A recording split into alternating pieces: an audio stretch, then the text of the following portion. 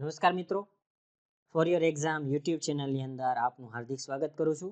હમણાં જ તમે ન્યૂઝ સાંભળેલા હશે કે શાળાઓ શરૂ કરવા જઈ રહ્યા છીએ. સરકાર ધોરણ 9થી લઈ અને ઉપરના ધોરણ શરૂ કરવાની અત્યારે પહેલ શરૂ કરી છે.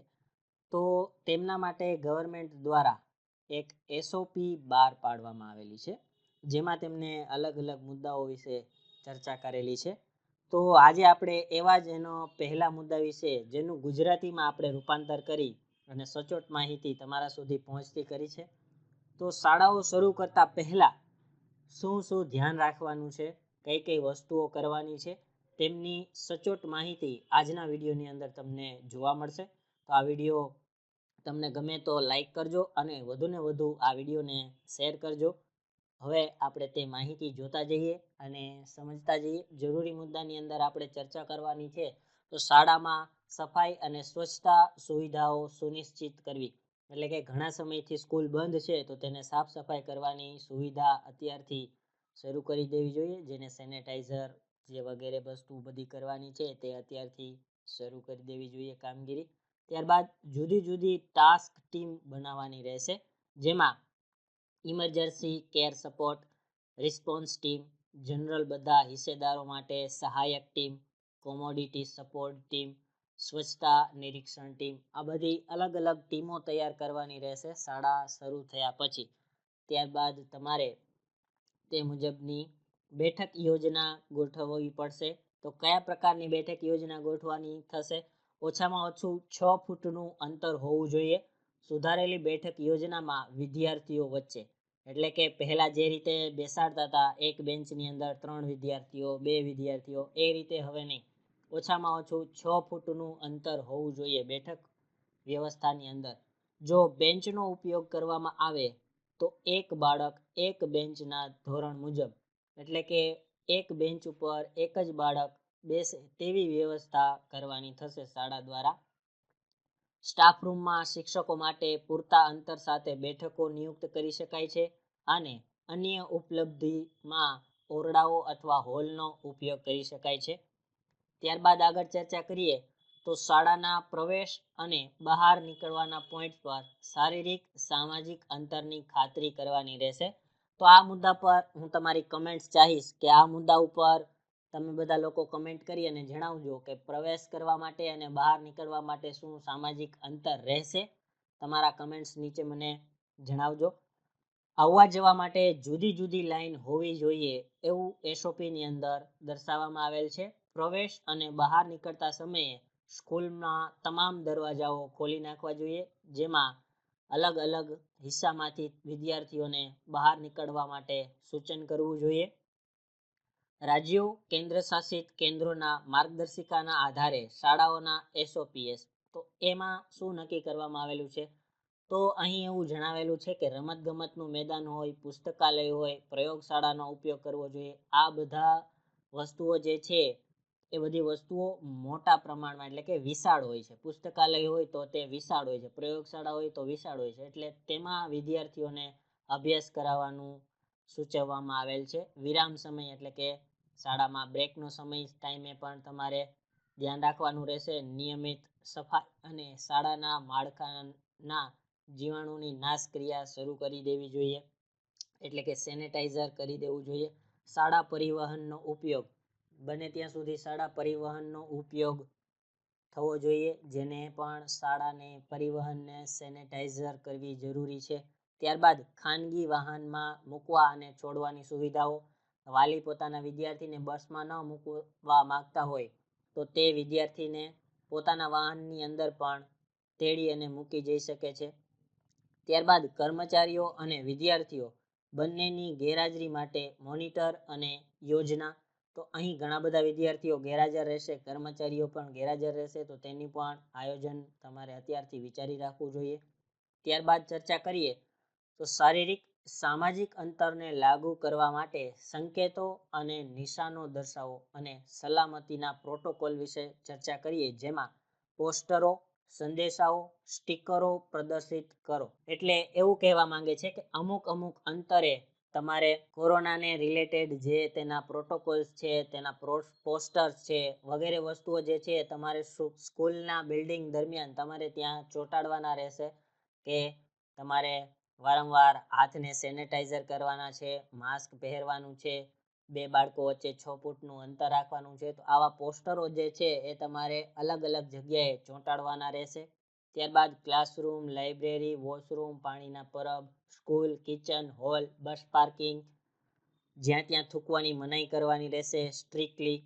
સ્વાગત, પાણીની સુવિધા જેવા વિવિધ સ્થળોએ જમીન પર વર્તુળોને ચિહ્નિત કરવા, એટલે કે 6 ફૂટના અંતરે શાળાઓએ ત્યાં વર્તુળ કરવાનું રહેશે અને ખાસ વિદ્યાર્થીઓને સૂચન કરવાનું કે તે વર્તુળની અંદર જ ઊભા રહેવાનું છે, ત્યાંથી બહાર કે ત્યાંથી નજીક કોઈએ ઊભું રહેવાનું નથી. તો આવા બાબતો ઉપર ખાસ ધ્યાન રાખવાનું રહેશે.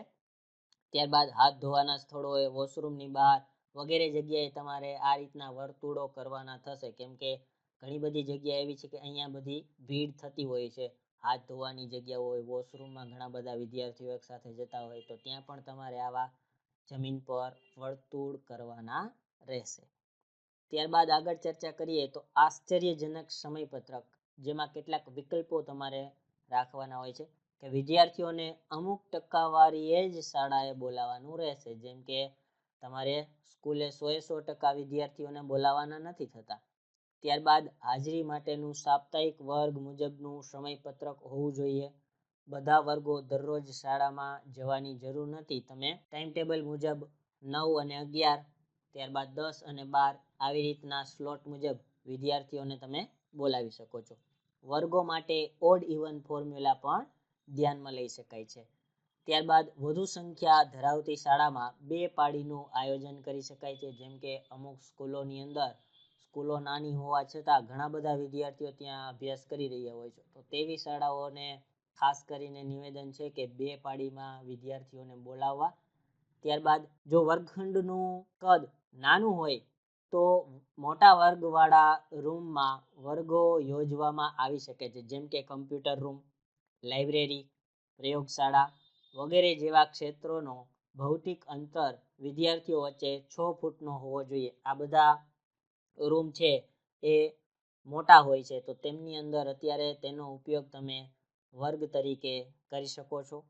ત્યારબાદ આગળ ચર્ચા કરીએ શાળાના કાર્યક્રમો, મંડળો, સભાઓ વગેરે તેના વિશે શું સૂચન કરવામાં આવેલું છે. તો શાળાની અંદર ઉજવાતા તહેવારોની ઉજવણી અને અન્ય ઉજવણીઓ ટાળવી જોઈએ. અત્યારના સમયમાં એસેમ્બલી યોજવી હોય તો હોલમાં યોજવાની અને વર્ગ શિક્ષકના માર્ગદર્શન હેઠળ અલગ અલગ વિદ્યાર્થીઓ બેઠા છે તેનું ખાસ પુષ્ટિ કરવાની રહેશે. જો શક્ય હોય તો વર્ચ્યુઅલ પેરેન્ટ શિક્ષકોની મીટિંગ પણ ગોઠવી શકાય છે. એટલે કે ઓનલાઈન ક્લાસીસમાં અત્યારે તમારે જે રીતે ચાલે છે તે રીતે પણ તમે અભ્યાસ કરાવી શકો છો. શક્ય હોય ત્યાં ઓનલાઈન પ્રવેશ લેવાના પ્રયત્નો થઈ શકે છે. એટલે કે હજુ તમારે જો સ્કૂલે પ્રવેશ મેળવવા માટે કોઈ પણ આવતા હોય તો તેમને ઓનલાઈન તમારી એક્ઝામ જે છે અથવા ઓનલાઈન ઇન્ટરવ્યૂ લઈ અને તેમનો પ્રવેશ નિશ્ચિત કરી શકો છો. ત્યાં રૂબરૂ બોલાવવાની જરૂર રહેતી નથી. ત્યારબાદ માતા પિતા અને વાલીની સંમતિ લેવી ખૂબ જ જરૂરી છે. તો તેમાં કઈ કઈ વસ્તુઓ ધ્યાન લેવાની છે. વાલીઓની સંમતિ પહેલાં લેવી જોઈએ. જો વાલી સહમત હોય તો જ વિદ્યાર્થીને શાળાએ બોલાવવાનો રહેશે, અન્યથા તે ઓનલાઈન શિક્ષણ પણ મેળવી શકે છે. માતા પિતાની સંમતિથી ઘરેથી અભ્યાસ કરવા ઈચ્છતા વિદ્યાર્થીઓ પણ હોઈ શકે છે. તો અમુક વાલીઓ એમ કહેતા હોય કે અમારું બાળક જે છે એ ઘરેથી ઓનલાઈન અભ્યાસ કરશે, તો તે લોકોને કોઈ પણ જાતનો ફોર્સ કરવાનો રહેતો નથી. ત્યારબાદ આગળ જોઈએ વિદ્યાર્થીઓ, શિક્ષકો, છાત્રાલયના સ્ટાફને સંવેદનામાં રાખો. કોવિડ-19 સંબંધિત પડકારો અને તેમની ભૂમિકાઓ, અલગ અલગ ભૂમિકાઓ બાંધવાની છે. જેમ કે કન્ટેનમેન્ટ ઝોન સાથે જોડાયેલા સ્ટાફ અને વિદ્યાર્થીઓ શાળામાં હાજર નહીં રહે અને અન્ય શૈક્ષણિક સંસ્થાઓ જ્યાં સુધી કન્ટેનમેન્ટ ઝોન સૂચિત કરાય નહીં ત્યાં સુધી ખુલશે નહીં. એટલે કે અમુક શિક્ષકો જે છે જે હજુ કન્ટેનમેન્ટ ઝોનની અંદર આવતા હોય છે તેમનો એરિયા, અમુક સ્કૂલની અંદર 12 થી શિક્ષકો અભ્યાસ કરાવવા માટે આવતા હોય છે અથવા વિદ્યાર્થીઓ પણ અભ્યાસ કરવા માટે આવતા હોય તો તેવી સંજોગોમાં તેમને ત્યાં જ રહેવાનું સ્કૂલો દ્વારા સૂચન કરવાનું રહેશે. જ્યાં સુધી તે કન્ટેનમેન્ટ ઝોનમાંથી બહાર ન આવે ત્યાં સુધી તે શિક્ષકો અથવા વિદ્યાર્થીઓને બોલાવવાની જરૂર રહેતી નથી. ત્યારબાદ વિદ્યાર્થીઓ અને સ્ટાફને કન્ટેનમેન્ટ ઝોન અંદર આવતા વિસ્તારોની મુલાકાત ન લેવાની સલાહ આપવાની. એટલે કે અત્યારે જે વિદ્યાર્થીઓ અથવા શિક્ષકો સ્કૂલે આવશે તેવા લોકોને પણ હવે કન્ટેનમેન્ટ ઝોન જે જગ્યાએ છે તે જગ્યાએ જવાની ના પાડવી. ત્યારબાદ વૃદ્ધ કર્મચારીઓ, સગર્ભા કર્મચારીઓ, તબીબી સારવાર ચાલતી હોય તેવા કર્મચારીઓએ વિદ્યાર્થીઓના સંપર્કમાં આવવું નહીં અથવા શક્ય હોય તો તેવા શિક્ષકોને સ્કૂલે પણ ન બોલાવવા જોઈએ. ત્યારબાદ આગળ ચર્ચા કરીએ, તબીબી સહાયની ઉપલબ્ધતાની ખાતરી સ્કૂલે આપવાની રહેશે. શાળામાં અથવા સંપર્ક યોગ્ય અંતર પર પૂર્ણ તાલીમબદ્ધ તાલીમની ખાતરી કરવાની રહેશે. શાળામાં અથવા શાળાની આજુબાજુમાં તમારે ડૉક્ટર અથવા કોવિડ સેન્ટરની જાણકારી વિદ્યાર્થીઓને આપવાની રહેશે. આરોગ્ય સંભાળ, એટેન્ડન્સ, નર્સ, ડૉક્ટર અને સલાહકાર શારીરિક અને માનસિક રીતે વિદ્યાર્થીઓનું આરોગ્ય ચેકઅપ કરાવવાનું રહેશે.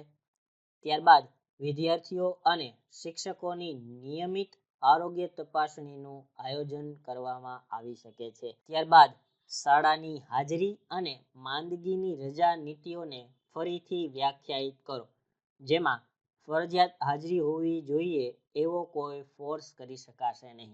એટલે કે પહેલાં શિક્ષકો વાલીઓને અને વિદ્યાર્થીઓને ફોર્સ કરીને કહેતા હતા કે શાળાએ દરરોજ આવવાનું રહેશે. હવે તે રીતનો ફોર્સ કરી શકાશે નહીં. તો વિદ્યાર્થીઓએ આવવું હોય પોતાની મરજી મુજબ તો તે આવી શકે છે અથવા ઘરેથી પણ ઓનલાઈન શિક્ષણ મેળવી શકે છે.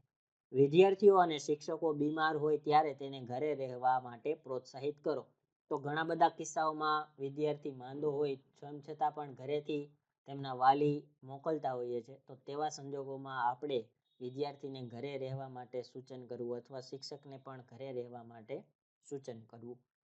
ત્યારબાદ શૈક્ષણિક કેલેન્ડરની અંદર બધા વર્ગો માટે શૈક્ષણિક કેલેન્ડર ફેરફારોની યોજના કરવાની રહેશે. એટલે કે ઘણા બધા અત્યારે દિવસો જતા રહ્યા છે, ઘણા બધા મહિના જતા રહ્યા છે. હવે આગળનું પ્લાનિંગ શું છે તે શૈક્ષણિક આયોજન કરી અને વિદ્યાર્થીઓને પણ સૂચન કરવું. ખાસ કરીને સંબંધિત વિરામ અને પરીક્ષાઓ એટલે કે રિસેસ ટાઈમ અને પરીક્ષાઓ ક્યારે યોજવામાં આવશે અને પરીક્ષાની અંદર કયા પ્રકારનો સિલેબસ હશે, તો આ બધું શૈક્ષણિક કેલેન્ડર નક્કી કરી અને વિદ્યાર્થીઓને પણ તેની જાણ કરવાની રહેશે. ત્યારબાદ પાઠ્યપુસ્તકો સ્કૂલ શરૂ થાય તે પહેલાં વિદ્યાર્થીઓએ પાઠ્યપુસ્તકો ખરીદી લીધા છે તે તપાસ કરવી. હજુ સુધી અમુક વિદ્યાર્થીઓ એવા હોય છે કે સ્કૂલ ખુલવાની જ નથી તો આપણે પાઠ્યપુસ્તક લઈને શું કરશું, તો પહેલાં પાઠ્યપુસ્તકો લીધેલા છે તે ચેક કરવાનું રહેશે, જેથી કરી અને સ્કૂલ શરૂ થાય તો તે દરમિયાન એ વિદ્યાર્થીઓનું અભ્યાસક્રમ બગડે નહીં. ત્યારબાદ આગળ ચર્ચા કરીએ તો માહિતી અમુક તમારે એકત્રિત કરવાની રહેશે. તો કયા કયા પ્રકારની માહિતી તમારે એકત્રિત કરવાની રહેશે જે વિદ્યાર્થીઓ સ્કૂલે આવે છે તેની?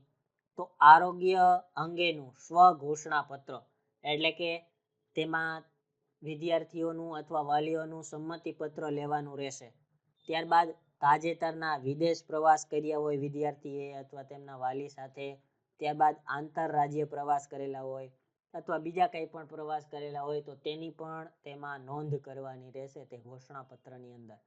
ત્યારબાદ જોઈએ સ્થાનિક વહીવટ દ્વારા રાજ્ય અને જિલ્લા સહાય લાઈનો અને નજીકના કોવિડ કેન્દ્ર અને કટોકટી સાથે કામ કરવા માટે અન્ય સંપર્ક વિગતો બેનર લગાવવાના રહેશે. એટલે કે સ્કૂલની અંદર હવે કોવિડ કેન્દ્ર અથવા નજીકમાં જે કંઈ પણ હોસ્પિટલ હોય તેમના ડૉક્ટરનું લિસ્ટ અને તેમના મોબાઈલ નંબર ત્યાં સ્કૂલની અંદર લગાવવાના રહેશે. એવું પણ SOPની અંદર ફરજિયાત કહેવામાં આવેલું છે. ત્યારબાદ આગળ ચર્ચા કરીએ તો હવે ખૂબ અગત્યનો મુદ્દો જેને કહી શકાય, અમુક ઘણી બધી સ્કૂલોની અંદર છાત્રાલયમાં ઘણા બધા વિદ્યાર્થીઓ રહેતા હોય છે. તો તેવા સંજોગોમાં છાત્રાલયના વિદ્યાર્થીઓને કયા પ્રકારની સુવિધા આપવાની રહેશે તે આ ખાસ મુદ્દો છાત્રાલય માટે પણ તેમની અંદર મેન્શન કરવામાં આવેલો છે. તો આ વિડીયો ગમતો હોય તો લાઈક કરતા રહેજો અને વધુમાં વધુ શેર કરજો. જોઈએ, બેડ વચ્ચેનું અંતર સુનિશ્ચિત કરો. એટલે કે 6 ફૂટનું અંતર તમારે બેડની વચ્ચે રાખવાનું રહેશે. શક્ય હોય તો ટેમ્પરરી પાર્ટીશન રાખો, જેમ કે પ્લાસ્ટિકના પુઠ્ઠા છે અથવા કાગળના પુઠ્ઠાઓ વચ્ચે રાખી અને ટેમ્પરરી પાર્ટીશન કરી દેવાનું રહેશે 2 બેડની વચ્ચે. ત્યારબાદ છાત્રાલયોમાં તમામ સમય શારીરિક સામાજિક અંતર જાળવવું આવશ્યક છે. એટલે કે છાત્રાલયની અંદર પણ વિદ્યાર્થીઓએ એક સાથે એક જગ્યાએ વધુ પડતા ભેગા થવાનું નથી. તેમાં પણ તમારે સામાજિક અંતર રાખવું જરૂરી છે. ત્યારબાદ એવા વિદ્યાર્થીઓને હોસ્ટેલમાં બોલાવવાની પહેલી પ્રાયોરિટી રાખવી જોઈએ જેમની પાસે ઘરે મોબાઈલ અથવા ઇન્ટરનેટની સુવિધા ન હોય. પહેલાં એવા વિદ્યાર્થીઓને પ્રાયોરિટી આપવાની કે જેમની પાસે ઘરે મોબાઈલ અથવા ઇન્ટરનેટની સુવિધા ન હોય તેવા બાળકોને પહેલી પ્રાયોરિટીની અંદર હોસ્ટેલમાં રહેવા માટેની સુવિધા પૂરી પાડવાની રહેશે. તે સ્કૂલની જવાબદારી રહેશે. ત્યારબાદ જે વિદ્યાર્થીઓ જાહેર સ્થળોનો ઉપયોગ કરીને હોસ્ટેલમાં આવતા હોય, જાહેર સ્થળોની અંદર બસ સ્ટેન્ડ છે, રેલવે સ્ટેશન છે, ત્યારબાદ એરપોર્ટ છે, તેવા જગ્યાઓથી વિદ્યાર્થીઓ હોસ્ટેલની બિલ્ડિંગ સુધી પહોંચતા હોય તો ત્યારે તેનો સંપર્ક કોઈ અન્ય વિદ્યાર્થી ન કરે તેનું ખાસ ધ્યાન વોર્ડને રાખવાનું રહેશે. ત્યારબાદ એક શિક્ષકને વિદ્યાર્થીઓનું માનસિક અને શારીરિક મૂલ્યાંકન કરવા માટે રોકવાના રહેશે. એટલે કે એક શિક્ષકને તમારે એવી જવાબદારી આપવાની રહેશે કે જેમાં તે વિદ્યાર્થીઓનું માનસિક અને શારીરિક મૂલ્યાંકન કરતા રહે ડેઇલી બેઝિસ પર, કે કોઈ પણ વિદ્યાર્થી બીમાર છે કે નહીં, તેમને કોરોના વિશે જાગૃત કરતા રહેવાનું છે વગેરે જેવા મુદ્દાઓ ત્યાં ચર્ચા કરવાની રહેશે. ત્યારબાદ આગળ જોઈએ તો છાત્રાલયમાં બીજી કઈ ધ્યાન રાખવાની છે. તો છાત્રાલયમાં આવશ્યક કર્મચારીઓ સિવાયની તમામ વ્યક્તિઓ માટે બાધિત હોવી જોઈએ. આ ખૂબ જ અગત્યનો મુદ્દો છે કે છાત્રાલયની અંદર વિદ્યાર્થીઓ સિવાય અને ત્યાંના શિક્ષકો સિવાય બીજા કોઈ પણને પ્રવેશ આપવો નહીં. અત્યારે કોરોનાની બીમારી છે તે માટે ખાસ આ મુદ્દો ધ્યાનમાં લેવાનો છે. ત્યારબાદ આરોગ્યની સ્થિતિ સ્વચ્છતા જાળવણીની ખાતરી કરવાની રહેશે. હોસ્ટેલની અંદર પણ દરરોજ સાફ સફાઈ થવી જોઈએ અથવા સેનેટાઈઝરનો પણ ઉપયોગ હોસ્ટેલની અંદર કરવા માટે વિદ્યાર્થીઓને પણ સૂચના આપતી રહેવાની છે. ત્યારબાદ મેડિકલ ટીમની મુલાકાત 1 અઠવાડિયામાં ગોઠવી જરૂરી છે. 1 અઠવાડિયાની અંદર મેડિકલ ટીમની મુલાકાત હોસ્ટેલની મુલાકાતે આવવી જોઈએ અને વિદ્યાર્થીઓના ચેકઅપ કરાવવા જોઈએ. ત્યારબાદ હોસ્ટેલની સ્વચ્છતા, બાળકો અને શિક્ષકોને પૌષ્ટિક ભોજન મળવું જરૂરી છે. અત્યારના કોરોનાની બીમારીમાં આ ખૂબ જ જરૂરી છે. એક તો સ્વચ્છતા, વારંવાર હોસ્ટેલને અને તેમના બેડને સેનેટાઈઝર કરવું જરૂરી છે અને વધુમાં બાળકો અને શિક્ષકોને પૌષ્ટિક ભોજન અત્યારે મળવું જોઈએ. ત્યારબાદ બાળકોને સમયાંતરે ટેલિવિઝનમાં આવતા પ્રોગ્રામો બતાવી શકાય છે. તેમાં ખાસ ધ્યાન એ રાખવું કે સૂચવેલ ગાઈડલાઈન મુજબ યોગ્ય અંતર રાખવું જોઈએ. અત્યારે વિદ્યાર્થીઓને માઇન્ડ ફ્રેશ કરવા માટે પણ ટેલિવિઝનનો પણ તમે ઉપયોગ કરી શકો છો. ગાઈડલાઈનમાં આ વસ્તુ પણ લખવામાં આવેલી છે. તો તેમાં ખાસ ધ્યાન એ રાખવાનું છે કે વિદ્યાર્થીઓ વચ્ચે 6 ફૂટનું અંતર હોવું જોઈએ. તો વિદ્યાર્થી મિત્રો, આ વિડીયો જે છે અહીંયા પૂરો થાય છે.